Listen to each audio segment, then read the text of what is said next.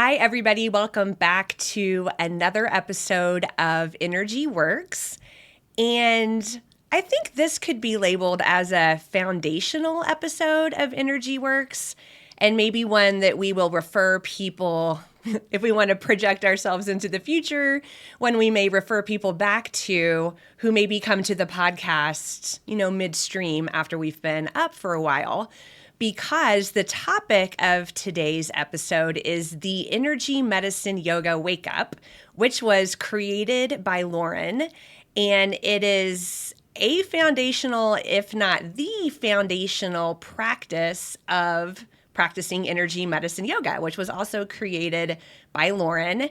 And it's also kind of ironically maybe something that has nothing to do with yoga at all. If you think about yoga as a physical practice that you do, within the confines of a yoga mat. It's also, to me, maybe the most powerful part. And so this episode will be about the Energy Medicine Yoga Wake Up as a whole, what it is, why Lauren created it, why it's so important. And really, she had to filter a lot of things out of a practice to make something this powerful, quick and powerful, because I'm sure she could have put 100 steps in that are all important, but she narrowed it down to 4 or 5, depending on how you count. So this episode is really about the entirety of the Energy Medicine Yoga Wake Up. And in the next few episodes, we'll break it into more discrete pieces and talk specifically about energetically what is happening within each of those. So Lauren, why did you create the Energy Medicine Yoga Wake Up? So I've shared the origin story of EMYoga and how that began through my work with Donna Eden. And so Donna Eden has created a routine, a daily routine called the Daily Energy Routine. And it is a series of about 10 or 12 different either poses or movements or little kind of syntheses of movements and stillness. And she created that after years of seeing clients individually and recognizing that there were these themes and these patterns through all of the clients that she saw, no matter what they were coming to her for, whether it was a physical issue and running the gamut from, a broken bone to cancer to autoimmune issues, you name it. She dealt with it on her table. And people coming for spiritual issues, a loss that they weren't able to process, trauma, things like that. Across the board, she would see, right? Because she sees energy. It's like she's like a human Superman with the X-ray vision, or a human MRI superwoman. And so she would see that there were similar things, that everybody was out of balance energetically when they were having problems. There was consistent patterns across the board. And so she would give homework like you get when you go see a physical therapist or a talk therapist, or, you always get homework. Go ahead, go practice this and work on this. So she was giving the same things over and over and over and over again, the same like 10 to 15 different items. And she thought, if you go home and you do these, when you come back to see me, you're already, it's like, I've used the metaphor of kind of your morning grooming, right? If you brush your teeth, brush your hair, wash your face, put your face products on, your hair products on, and get dressed, and then you and I go for a walk, you've taken care of all that. If you don't do that and I come over to take you for a walk, then I got to wait while you brush your teeth, brush your hair, but put your, or I have to help you brush your hair, go ahead, brush your, I have to do it because you have to have the basics done before you can do the next things. So that was what was kind of what she was doing. So she had these 10 or 15 things. So then when I started practicing and I learned that, I thought, okay, how is this? How are these techniques affecting my asana practice? So you said something that this sort of doesn't have anything to do with yoga. I would add to that if you were to say that, which I'm going to refute in a moment, but if you were to say that, it would be more accurate to say that it has very little to do with an asana practice as opposed to yoga. Because if yoga is about union, then this is actually foundational, because you're bringing your energy into a more cohesive union with itself, which is really what the yoga practice is about.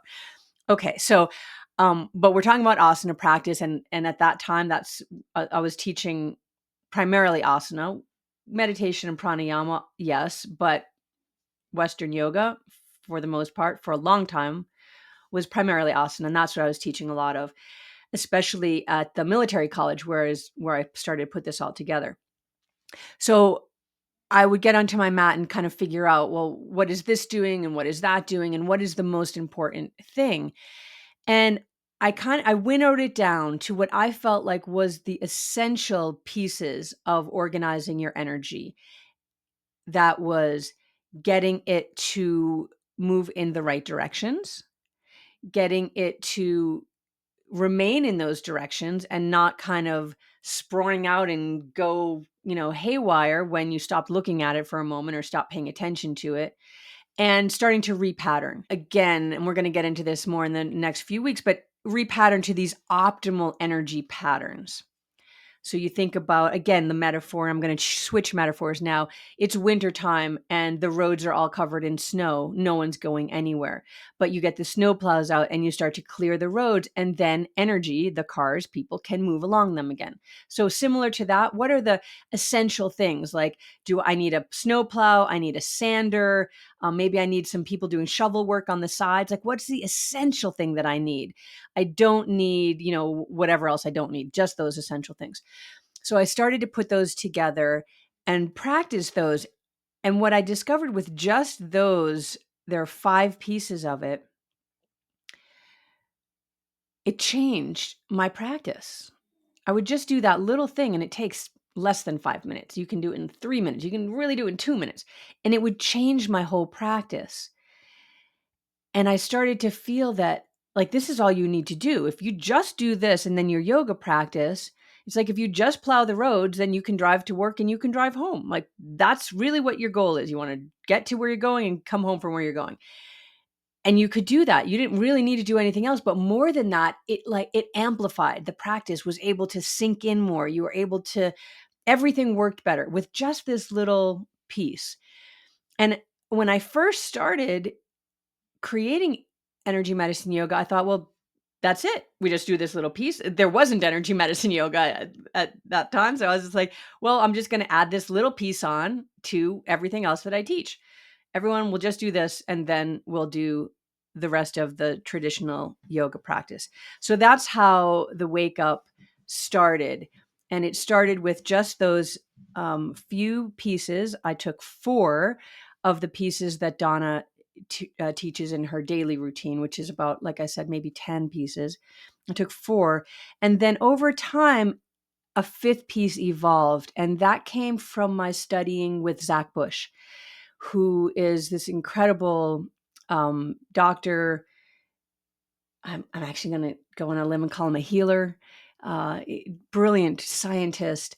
And I took an in-depth course with him, and there was a piece that was so tremendous that I brought it in and added it into the Wake Up as well. So that's really the genesis of that technique. And when I first started teaching at the military college, that was really the main difference from anything else I'd been teaching before, just that. And then everything else came from there. So, like you said, you do this. I know there was like the yoga with the big Y and the yoga with the little y, but we'll say that on the confines of the yoga mat, we'll just call that, versus, because I often do your energy medicine yoga wake up off the yoga mat. I mean, nowhere near a yoga mat. I do it in my bed. I do it in my kitchen. I'm not putting on my yoga clothes and rolling out my mat. And I do it way more often that way because I do it several times a day. I do it literally first thing in the morning, and I do a version of it before I go to bed to help me sleep at night as well. But we'll stick to the yoga mat conversation right now. Can you share with us a little bit I mean, like there was a first time, right? I mean, that like the very first time you ever did it, this very not what people expect when they're standing on the yoga mat. So, how did your class react? Because we'll call it atypical, especially back when you were doing this and tapping wasn't as much of a known thing. It must have seemed weird to people. Am I wrong? Well, the beauty of how EM Yoga evolved has so much to do with Norwich, because when I started to introduce this, I was not teaching to a typical yoga clientele. I was teaching to these students that had never practiced yoga, maybe just even vaguely really heard about it, and their mom had practiced or something. I mean, these were like 18, 19, 20-year-old. And, they were in like hardcore sports, and they were, training to be in the military. And so yoga was not really in their wheelhouse. And so everything was new to them. I mean, everything, every single thing. So they didn't look at anything that I did like, well, that's kind of weird. Well, I don't know if we're going with that. They had to put all of that aside to be like, well, I guess I'm going to do this thing called yoga. I don't know what it is. And whatever that lady says, Ms. Walker. I made them call me Lauren. If they called me Ms. Walker, Professor Lauren or Professor Walker or something, I would make them try to go military and drop and give me 20, because I was like, no, it's hard for them to see a teacher as a peer. But so everything was new. So I get where you're going, and I'll come to it, because of course it came a time when I finally did bring this into the traditional yoga community, when I started to teach back at studios again, where people were not used to this. So, but I had like 4 years at Norwich where I got to really steep myself in, starting with just the wake up and then adding and creating the entirety of energy medicine yoga, with a community that was just willing to do anything and everything that I offered them, and was giving me incredible feedback in real time, how amazing it was. So that was a real a blessing. And I don't know if EM yoga would have been able to evolve if I had just gone into a traditional studio and started like, okay, everybody thump here, weave your hands like this. I think that I might have gotten a lot more pushback, or if not pushback, just, ridicule. I don't even know what would have come. So I had um, that real gift of being able to create this in an environment that supported anything that I did. I had nobody overseeing me. No one else in the entire university was teaching yoga. Like, it was me, and whatever I did, that was it. So then when I went into a yoga studio and started to teach this, I'm mixing all the things I want to say, because we haven't talked about 5-element theory yet or any of that stuff yet. So I don't want to confuse the listeners, but I am a very strong persona. That's a wood element. Put that in your mind, and when we get to that later on, you'll understand what I mean when I say that I'm a wood element. But I stand strong in what I do. And I had these 4 years under my belt of incredible experiences. So I wasn't going into the studio like, I'm going to show you guys this thing. I hope you like it. Please just, put your, critical thinking aside. And I hope that you come with me on this journey. I did not do that. I walked into that studio and I was like, I'm going to show you all something that is going to blow your minds, open your circuits, repattern everything, allow you to change, allow you to experience things. And now I'm not going to say anything else. We're just going to do it, and we'll circle back at the end. And so right away, there's this confident person coming in that's telling them that I've got something new and that it's really powerful. And because of the way I present it, they're with me from the get-go. And then they do it, and then they're really with me. So I didn't have a lot of pushback until a little bit later, when I would start to introduce at the outset more out of the box techniques. And then the only pushback I would get is I would just see these looks like, what is this lady doing? What? Or like, you know, put you like tapping the person on the yoga mat next to you, like, really, dude, do you want to stay for this class? Like, we could sneak out the back. She'll never notice. Like, I saw that kind of stuff go on. But then I also saw those people at the end, because they would come up to me and be like, wow, where else do you teach? Do you offer teacher trainings? I want to train with you. Oh, how many books can I buy? Like, they were in. And so that's kind of how it happened. Thank you for sharing that. I starting back with the university, it's similar with kids yoga. If you know, when you teach children's yoga, I mean, they love the energy medicine yoga wake up and the tapping and the waving of the hands, and they don't know what yoga is supposed to be, and they're so fun. They'll just, like, the teacher says to do it, they do Right. it. Yeah. And so I love that you had that experience at the university, and I can see how that 4 years of doing it did give you confidence to leave the university and take it out into the studio. And we're just so grateful you did, right? Because, you know, at any point you could have dropped the ball, Yeah. so to speak, or started to chase some other passion, or got discouraged or something like that. And so the dots, I think it was Steve Jobs who said, you can only connect the dots looking backwards. And so it's like, we can see how that all was, you know, probably divinely supported in bringing it forward I think so. I into do. the I world. do. I think so too. Because, you know, having spent so much time in the yoga community, and you know this as well, there are a lot of eyebrows raised. I mean, even now, you know, about this work, it's not as universally accepted as I thought it would be. I remember when my first book was published and I did an interview, and the interviewer asked me, you know, what are my goals or hopes for energy medicine yoga? And I said I would like, at the very least, the wake up, what we're talking about right now, the EMYoga Wake Up, to be taught in every yoga studio in the world. If we only had that, it would change the yoga practice for the better across the board.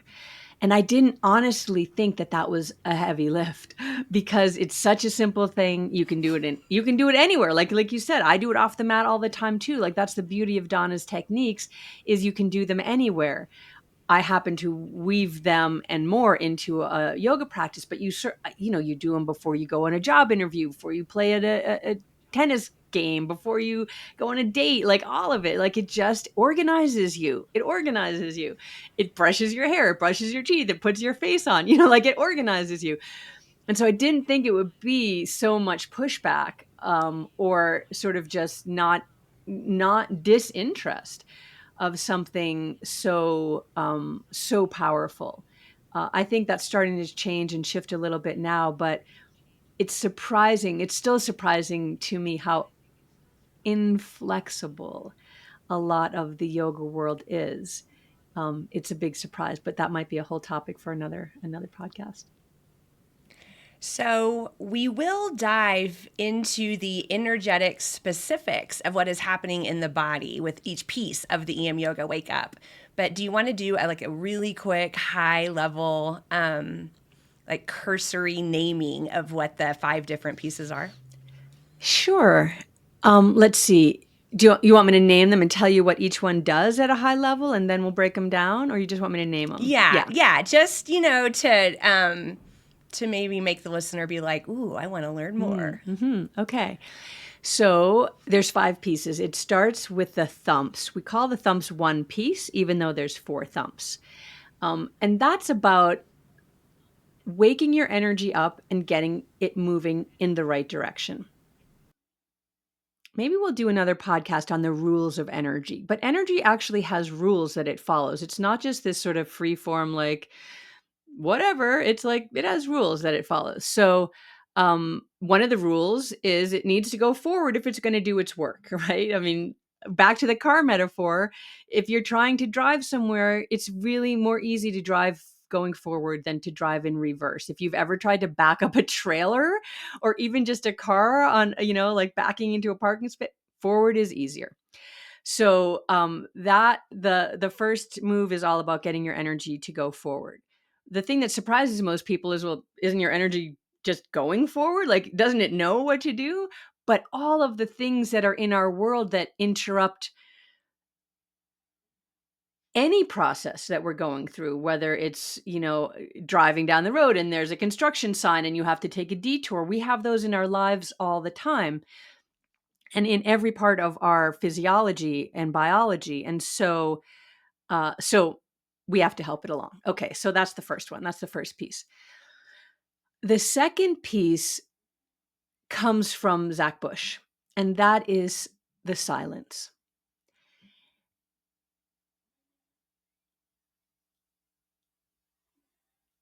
And I did that intentionally. That is the silence, the place where your cells can hear each other, the community of 70 to 100 million cells, what is going on. So that's the second piece. And we've talked about doing a whole podcast on silence. It is, it's powerful. It's powerful. The stillness and the silence is where change, healing, transformation happens. So that's number 2. The third piece is the cross crawl. And that is repatterning from when your body is in what is called, it's called homolateral. It's parallel tracks of energy, and energy needs to be crossing over.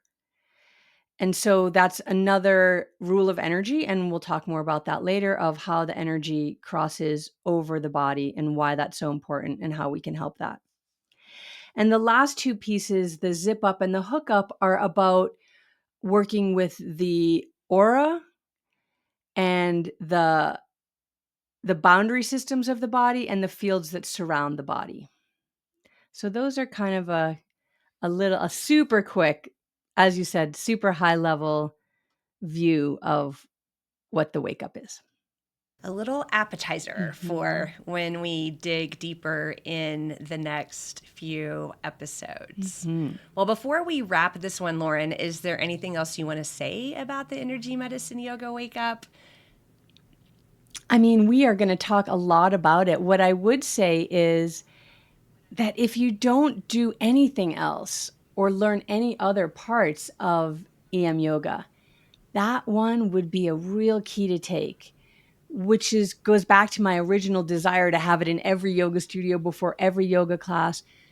Because if your energy isn't patterned to be receptive, you can't receive the practice. And so if you've ever done a yoga class and afterwards you're exhausted, that's the wrong feeling. If you go for, a 10-mile run or a 15-mile bike ride or a huge long swim or canoe and you're tired afterwards, okay, that makes sense. But if you do a yoga class and you're tired afterwards, there's something that's not quite right with the energy of it, because that's not the goal of a yoga class, is to work you out and to be tired. Even if you're doing like a super hot vinyasa flow or an ashtanga or something like that, you're not meant to be tired afterwards. And if you are, my belief is that your energy is not patterned correctly to be able to receive the energetic input that you're doing with the practice. So take it off the mat into your life, but learn it and do it. Thank you so much. And thank you, listeners, for joining us. In the next 4 episodes, I believe, we'll be taking a deep dive. Maybe it's 3 episodes. I'm not sure. I think it may be 3 episodes. After this one, we'll be taking a deep dive into all of the energetic, just magic, the transformation and the repatterning that you're facilitating in your body with each of the steps of the Energy Medicine Yoga Wake Up.